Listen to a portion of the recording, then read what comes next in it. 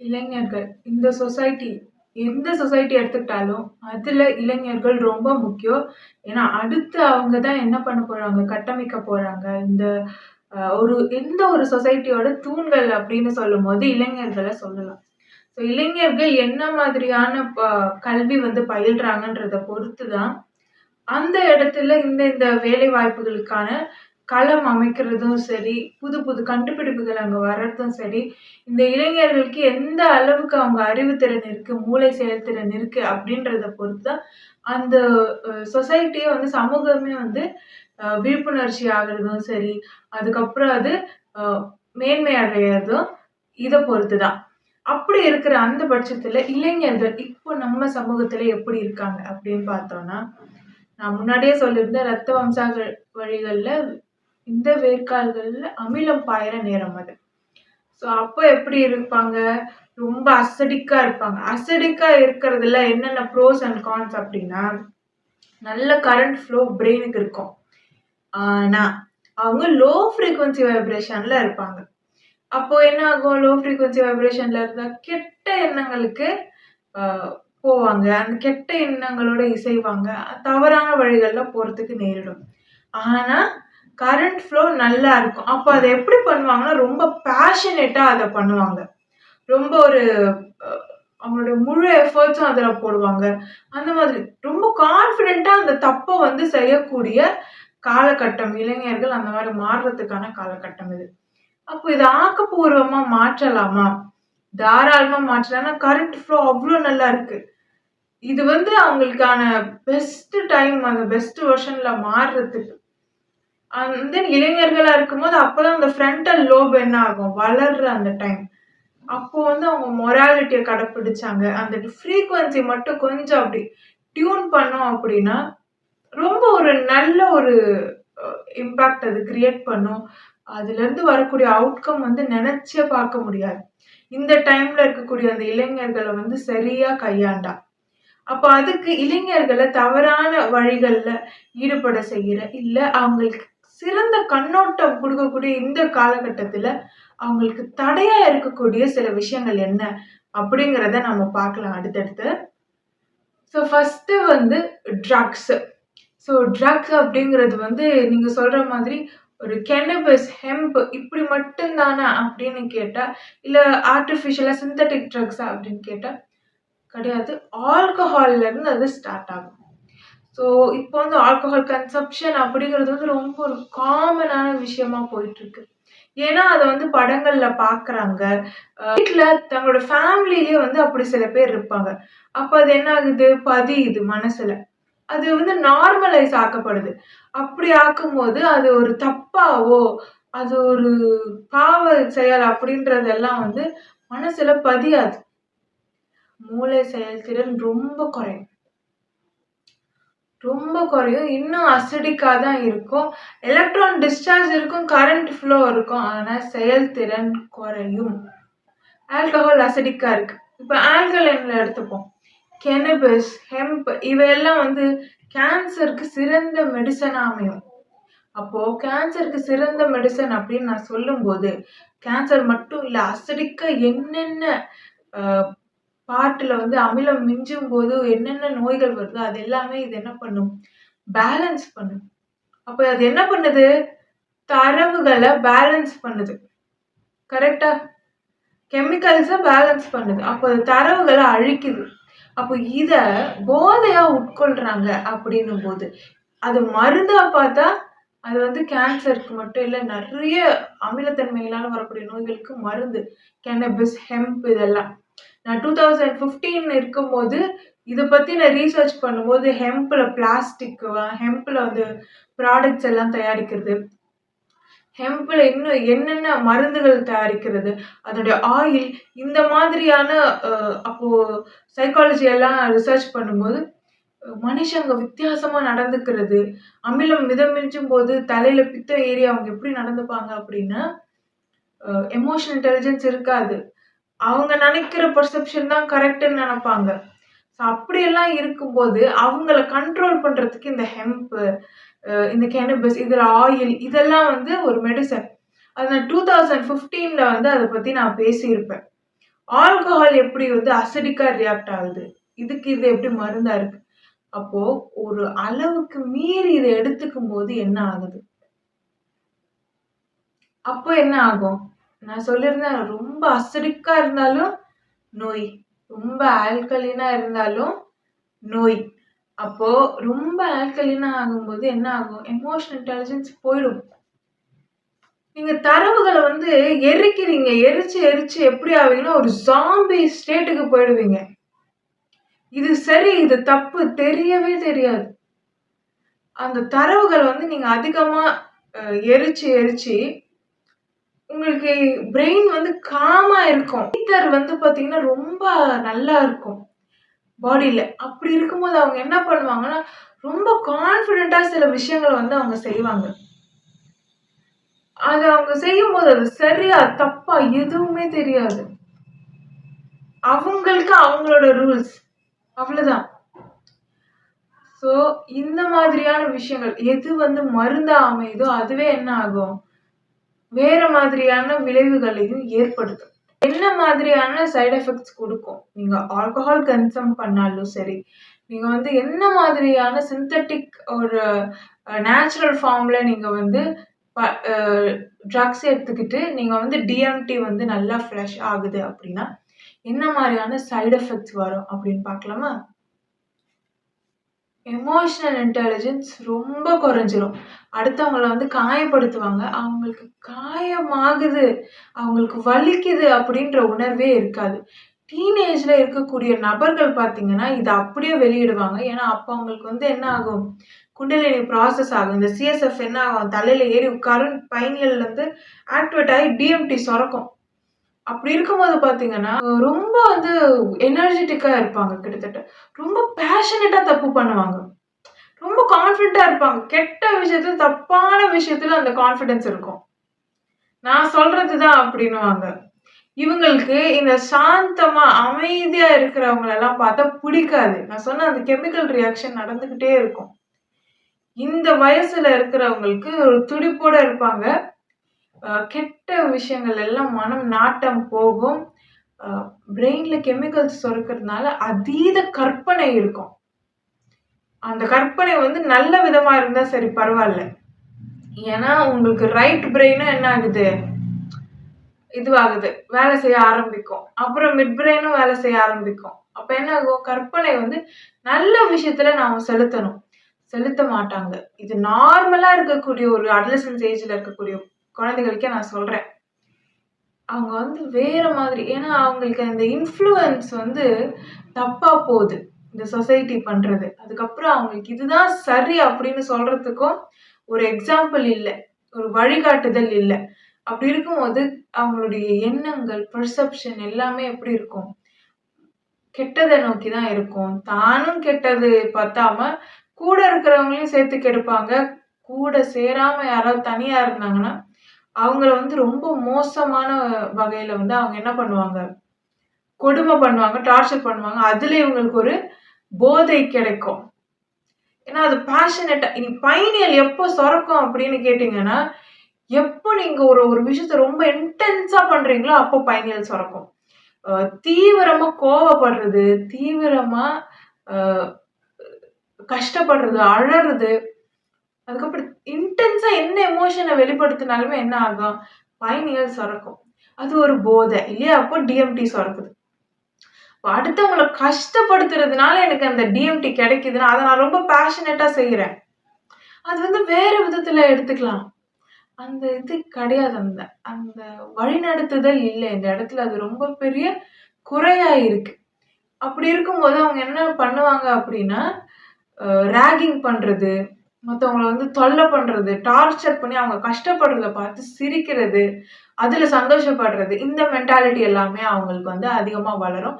இது யார இவங்க பண்ணுவாங்க அப்படின்னா, இவங்களுக்கு விக்டிம் ஆகுறவங்க எல்லாமே ரொம்ப ஆல்கலைனா இருக்கிறவங்களா இருப்பாங்க. அவங்க எனக்கும் எதுக்கும் சம்மந்தமே இல்ல. நான் அமைதியா இருக்கேன்ற மாதிரி இருக்கிற ஆளா இருப்பாங்க.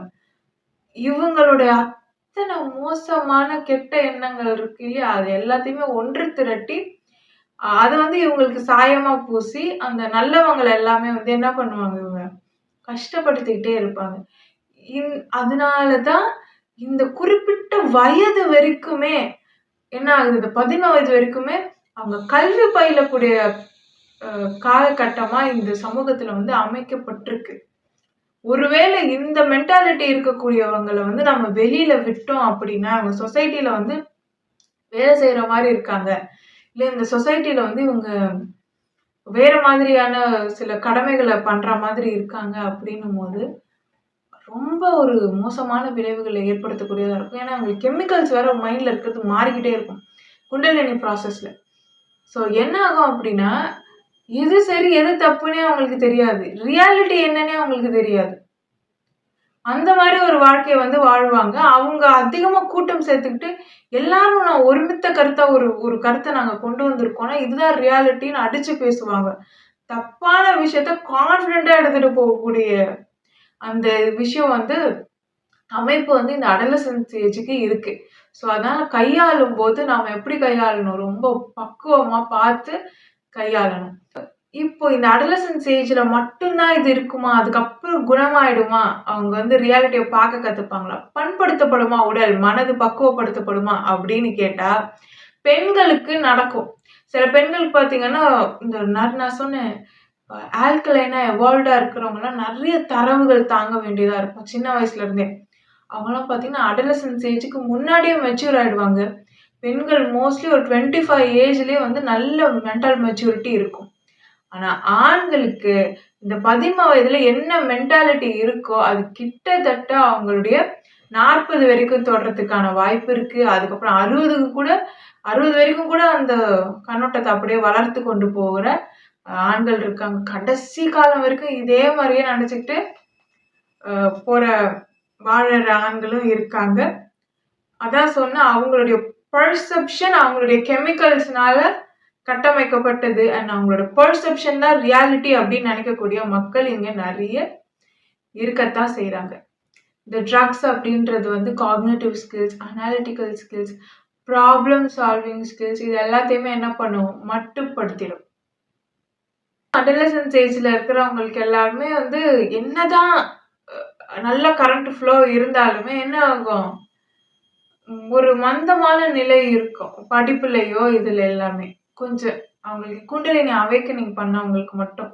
இந்த மாரி ட்ரக்ஸ் அதிகமா நம்ம சொசைட்டில இருக்கிறவங்களுக்கு நாம வந்து குடுக்குறோம் அப்படின்னா, 15 வயதுல இருக்கக்கூடியவங்களுக்கு அது கிடைக்குது அப்படின்னா, 15 வயதிலேயே இது கிடைச்சுட்டா அவங்க பாடி வந்து ஓவர் குக் ஆகுறதுக்கான வாய்ப்புகள் இருக்கு. சரிங்களா?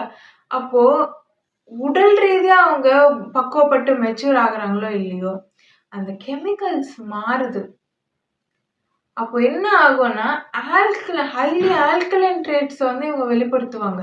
ட்ரக்ஸ் வந்து டீனேஜ்லயே அவங்க வந்து எக்ஸ்போஸ் ஆகுறாங்க அப்படின்னா, ஒரு சொசைட்டில அவங்க என்ன பண்ணுவாங்கன்னா, இந்த எவல்யூஷன்ல கடைசியா வரக்கூடிய அத்தன விஷயங்களும் வந்து சைட் எஃபெக்ட்ஸும் வந்து இங்க நடக்கும்.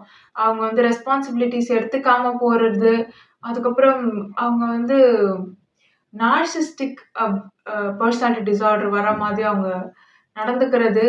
அதுதான் அது ஈவென்ச்சுவலி கொண்டு போகும். நீங்க பார்த்தீங்கன்னா, நார்சிஸ்டிக்கா இருக்கிற அத்தன பேருமே ஏதாவது ஒரு ட்ரக் வந்து கன்சியூம் பண்ணுவாங்க. அந்த சொசைட்டி ஸ்ட்ரக்சரே வந்து உடைஞ்சிரும். ஏன்னா, அவங்க அடுத்த ஜெனரேஷனுக்கான பொறுப்பை எடுத்துக்கவே மாட்டாங்க. இது இப்ப டீனேஜ்ல இங்க நடக்குது அப்படின்னா, இது ரொம்ப பெரிய அ அந்த சமூகத்தின் வீழ்ச்சிக்கு வந்து அடித்தளம் இடுறதா இருக்கும். அடுத்த தலைமுறையே இல்லன்னா அப்புறம் என்ன? இத ஹையா எடுத்துக்கும்போது, அதுக்கப்புறம் ஃபீல்டு சேஞ்ச் ஆகும்போது, இ இது வந்து இந்த குண்டலினி ப்ராசஸ் பண்றவங்க எல்லாருக்குமே வந்து இத பத்தின நாலேட்ஜ் இருக்கக்கூடியவங்களுக்கு நல்லா தெரிஞ்சிருக்கும்.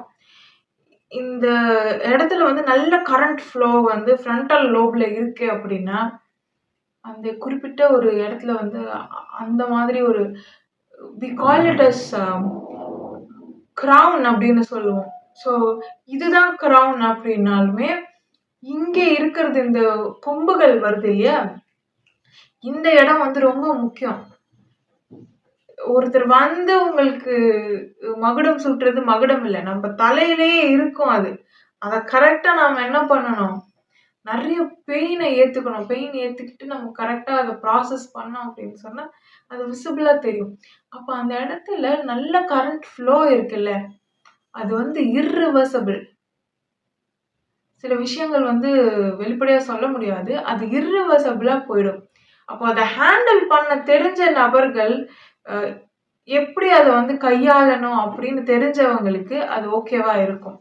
இத வந்து 17 வயதுல இருக்கிறவங்களுக்கு இந்த விஷயங்கள் நடக்கிற மாதிரி நாம செஞ்சுட்டோம் அப்படின்னா, அவங்க கிட்டத்தட்ட ஸாம்பீஸா மாறிடுவாங்க. ஸாம்பீஸ் அப்படின்னா அவங்களுக்கு அந்த எமோஷன்ஸே இருக்காது. ரொம்ப எமோஷனலா இருக்கிறது, அசடிக்கா இருக்கிறதும் தப்பு. ரொம்ப ஆல்கலைனா போயிட்டு ஃபீலிங்ஸே இல்ல அப்படின்னு சொல்றதும் தப்பு. We should have control on our chemicals. So அதுதான் இங்க ரொம்ப முக்கியம். பேலன்ஸ்டா இருக்கணும். திருப்பி அவங்கள இந்த சமூக கட்டமைப்புக்குள்ள கொண்டு வர்றது அப்படின்றது ரொம்ப கஷ்டமா இருக்கும். ஹேண்டில் பண்றது கை தேர்ந்தவர்களுக்கு இத எப்படி ஹேண்டில் பண்ணணும்னு தெரிஞ்சவங்களுக்கு ஓகேவா இருக்கும். எப்படி துறவு போறவங்க எல்லாம் துறவு போயிடுறாங்க. அவங்க திருப்பி அவங்கள வந்து ஒரு ஃபேமிலி லைஃப்குள்ள கூட்டிட்டு வர முடியாது. அவங்க வந்து போயிடுவாங்க. அந்த மாதிரி தான். இதுல வந்து துறவு போறவங்க வந்து எனக்கு இது வேண்டாம் அப்படின்னு சொல்லி பொறுப்புகள் எடுத்துக்காம அப்படியே மெத்தனமா போறதும் இருக்கு. இன்னொன்னு இவங்க ரொம்ப டார்ச்சர் பண்ணுவாங்க. இந்த அமிலம் புடிச்சு ஆட்டும் மக்கள. ஆல்கலைனா இருக்கிறவன் வெளில போயிடுவான். அவன் ரொம்ப ஆல்கலைனா ஆகி கூட போமாட்டான். அவன் ஆல்கலைனா ஆனோனே இந்த கேம் புரியும் அவனுக்கு. இது எனக்கு தேவையே கிடையாது. இது எனக்கு சர்வ் பண்ணாதுன்னு சொல்லி அவனுக்கு புத்தி வந்ததுக்கு அப்புறம் போயிடுவான். உண்மை புரிஞ்சிரும். அதுக்கப்புறம் வந்து அவங்கள எதுவுமே பாதர் பண்ணாது. அந்த கெமிக்கல்ஸ் சேஞ்ச் ஆயிடுச்சு அப்படின்னு சொன்னா, அவங்களுக்கு வந்து ஜெயில்ல போடுறதோ, கஷ்டப்படுத்துறதோ, இல்ல அவங்க கிட்ட இருந்து எதையாவது நீங்க பறிச்சாலும், எது பண்ணாலுமே என்ன ஆகாது? அவங்களுக்கு அது வந்து பாதர் ஆகாது. அவங்கள அது அது வந்து வலிக்காது. எப்படி ஒரு நம்ம சொல்றோம் இல்லையா? அ துறவு போறவங்க எப்படி இருப்பாங்க? எதுவுமே அவங்க கிட்ட இருந்து நீங்க புடுங்குனா என்ன ஆகாது? அவங்களுக்கு பெருசா இருக்காது. இது ஒண்ணும் இல்ல அப்படின்றது உண்மை புரிஞ்சிடும். இல்லையா? அந்த மாதிரி. அந்த அளவுக்கு ஆல்கலைனா இருக்கக்கூடிய கெமிக்கல்ஸ் வந்து இவங்களுக்கு இருக்கும். ஆனா, இவங்களுக்கு அந்த மெச்சூரிட்டி இருக்காது. அவங்க ஃபேஸ் பண்ண மாதிரியான பேட்டில்ஸ இவங்க ஃபேஸ் பண்ணியிருக்க மாட்டாங்க. எது சரி, எது தப்புன்னு வந்து 17 வயதுல இருக்கிறவங்களுக்கு பெரும்பான்மையா தெரியறதில்ல. ஸோ நீங்க என்ன பண்றீங்க, அந்த அளவுக்கு இருக்கக்கூடிய நபர்களுடைய அந்த கெமிக்கல் காம்போசிஷன் வந்து இவங்க அட்டைன் பண்றாங்க. அப்போ என்ன ஆகுறாங்க, அவங்களுக்கு கான்ஃபிடன்ஸ் வருது. ஒரு அந்த மாதிரி இருக்கு. எங்கேருந்து ஒரு தைரியம் வருதுன்னு தெரியாத அளவுக்கு ஒரு தைரியம் வருது. ஆனா, ஆக்கப்பூர்வமான சிந்தனை இல்ல. எது சரி, எது தப்புன்னு தெரியல. அவங்களுக்கு கிடைச்ச அந்த எக்ஸ்பீரியன்ஸ் இவங்களுக்கு கிடைக்கல. சீக்கிரமா அவங்க என்ன ஆகுறாங்க, அ கிளைகேட் ஆகுறாங்க. ஸோ இந்த மாரி சீக்கிரமா கிளைகேட் ஆகவே கூடாது. அதுக்கப்புறம் வந்து வேற வகையான சைட் எஃபெக்ட்ஸ் வந்து வரும். இந்த மாரி ஆகும்போது அடுத்த ஜெனரேஷன் வந்து ஒரு சமூக கட்டமைப்புக்குள்ள வராம, அவங்க வந்து வேறு வழியில போறதுக்கான வாய்ப்புகள் அதிகம். ஈஸியா அது என்ன ஆகும்? அந்த சொசைட்டி உடைஞ்சிரும். அதீதமான டிஎம்டி என்ன பண்ணும் அப்படின்னா, எம்பத்தியே இருக்க விடாது. அடுத்தவங்க கஷ்டப்படுறாங்கன்னா, அத புரிஞ்சுக்கிறதுக்கு ஒரு செகண்ட் கூட அவங்க ட்ரை பண்ண மாட்டாங்க. அந்த அளவுக்கு மனுஷன வந்து மாத்திடும். நீங்க பார்க்குறீங்க இப்ப சித்தர்கள் இருக்காங்க, ரிஷிங்க இருக்காங்க. அவங்கலாம் கூட அப்படித்தானே இருக்காங்க. அவங்கலாம் லைட்ல கனெக்ட் ஆயிருக்காங்க. அண்ட் அவங்களோட பாடி வந்து நல்லா பக்குவப்பட்டிருக்கும். ஆரா ஃபீல்டு நல்லா இருக்கும். எம்பத்தி தான் அவங்களோட பவரே. ஏன்னா அவங்களால புரிஞ்சுக்க முடியும் சொல்லாமலே. சரிங்களா? ஸோ அவங்களால வலிகள உணர முடியும். நீங்க இப்போ எப்படி எவால்வ் ஆகுறோம் அப்படின்னா, நம்ம சர்வைவல் மூலியமா எவால்வ் ஆகல. சர்வைவல் ஆஃப் தி ஃபிட்டெஸ்ட் அப்படின்னு நீங்க சொல்றதுக்கு முக்கியமான காரணம் என்ன? இந்த பாக்டீரியாஸ், இந்த வைரஸ் எல்லாம் உடம்புக்குள்ள போட்டு நாம குக் பண்ணி நாம இம்யூனா மாறுறோம் இல்லையா? அதுதான் சர்வைவல் ஆஃப் தி ஃபிட்டெஸ்ட். தக்கது வாழும், தகாதது வீழும். ஆனா, எவால்வ் ஆகும்போது என்ன ஆகணும்? ஆக்ஸிடோசின் நல்லா சுரக்கணும். ஆக்ஸிடோசின் ரொம்ப முக்கியம். அதே மாரி டோபமைன் லெவல் அடுத்தடுத்து போணும். அப்போ அடுத்தடுத்து போகும்போது புதிய புதிய விஷயங்கள நீங்க தேடி தேடி என்ன பண்ணணும்? கண்டுபிடிக்கணும். ஆக்கப்பூர்வமா அத எடுத்துட்டு வரணும். அந்த தேடல் வந்து வேறு வகையில நாம மாத்தி சேனல் பண்ணோம் அப்படின்னு சொன்னா, அவங்க டோபமைனுக்காக வேற வழிய தேர்ந்தெடுப்பாங்க. நான் என்னோட 17 வயதுல பார்த்தீங்கன்னா, ஆராய்ச்சிகள் நெறைய பண்ணேன். ஜியோ சயன்ஸ், குவாண்டம் பிசிக்ஸ் அதே மாதிரி அ கெமிஸ்ட்ரி, பேசிக் கெமிஸ்ட்ரி, அதுக்கப்புறம் metaphysics, quantum healing, hypnosis therapy இல்லையா? அத பத்தி என்னென்ன பண்றாங்க அப்படின்றதெல்லாம் நான் படிச்சேன். அதுக்கப்புறம் சைக்காலஜி, அப்போ நியூரோ சயின்ஸ் பத்தின அந்த விழிப்புணர்வெல்லாம் அப்போ கிடையாது. அதுக்கப்புறம் எனர்ஜி ஃபீல்டு பத்தி என்னென்ன படிக்கணுமோ அதெல்லாம் படிச்சேன். ஸோ என்னுடைய அந்த காலகட்டம் பார்த்தீங்கன்னா, இதுல வந்து எனக்கு டோபமைன் கிடைச்சது. இந்த ரிசர்ச் பண்றது மூலியமா, இந்த மாரி படிக்கிறது மூலியமா. அப்ப ஆரம்பிக்கும்போது வெறும் ஃப்ரீ எனர்ஜி, டைப் 1 சிவிலைசேஷன் இப்படிதான் ஸ்டார்ட் ஆச்சு. அந்த ப்ராஜெக்ட்டே என்னாச்சு போக போக அது எவால்வ் ஆகிட்டே போச்சு.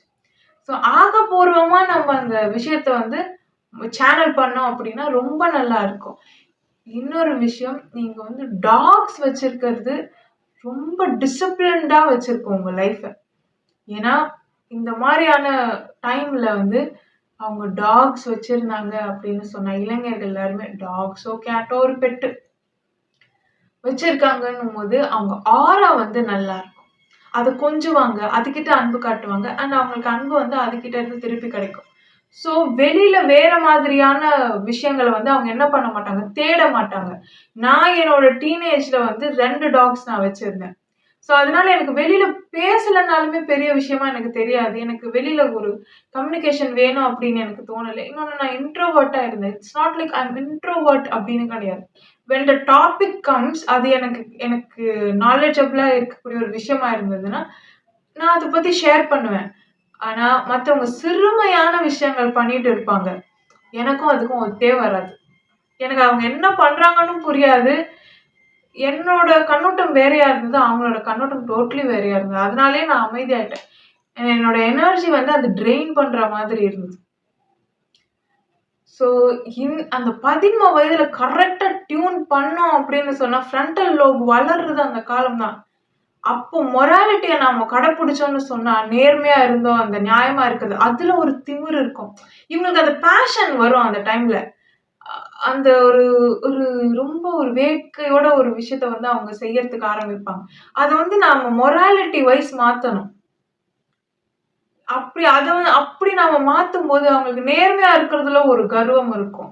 அதுல ஒரு திமிரு இருக்கும். ஆமா நான் நேர்மையா இருக்கேன். நான் எந்த தப்பும் பண்ண மாட்டேன். நான் நேர்மையா இருப்பேன். அப்போ இந்த கிடைக்கிற ஒரு திமிரு, மொராலிட்டிய ஃபாலோ பண்ணும்போது கிடைக்கக்கூடிய அந்த செருக்கு, எந்த ஒரு கெட்ட விஷயத்துக்குமே நான் என்ன பண்ண மாட்டேன். என் மைண்ட்ல அதுக்கு நான் ஸ்பேஸே குடுக்க மாட்டேன்.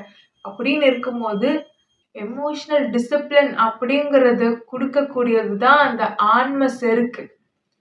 கரண்ட் ஃப்ளோ கம்மியா இருக்கிறவங்க ஓரளவு ஓகேவா இருப்பாங்க. டேட்டாவே கம்மியா இருக்கிறவங்க அப்படின்லாம் பார்த்தீங்கன்னா, ரொம்ப இன்னசென்ட்டா போயிடுவாங்க. ஆமா. ரொம்ப இன்னசென்ட்டா அப்படியே போனாங்க அப்படின்னா, ஐ ஓப்பனிங் ஆகாது. டிலே ஆகும். ஏன்னா, அவங்களுக்கு வந்து அந்த டேட்டா தரவுகள் போட்டு உடம்ப ஹீட் பண்ணி செயின் ரியாக்ஷன் வந்தா தான் என்ன நடக்கும்? ஐ ஓப்பனிங்கே நடக்கும். கரெக்ட்டா? அதுவே இல்ல. என்னோட அந்த அவங்களோட எல்லாம் கடவுள் மாதிரி அவங்க. அவ்ளோ ஆல்கலைனா இருக்காங்க.